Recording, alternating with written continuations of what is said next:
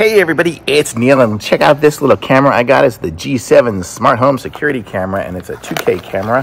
But I want to show you guys how this kind of works and stuff, and I'll probably put a video up in the corner or something to show you guys what it is. But it comes with the camera here, and look at how cute and small this is. It's tiny. Look at that. It's like nothing. And then so we have the camera. It comes with a little charging block here, and then it comes with the, if I can open it here, the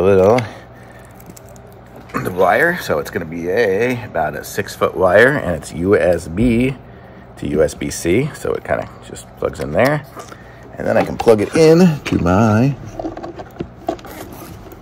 there, now it's plugged in, and then I'll plug it in here and I'll connect it, and then I will show you guys what it kind of looks like when it gets connected, because I can't do it on my phone and blah blah blah. Hey everybody, this is me on the camera, and I think I'm recording 2K. So how cool is that? Super cool. Thumbs up.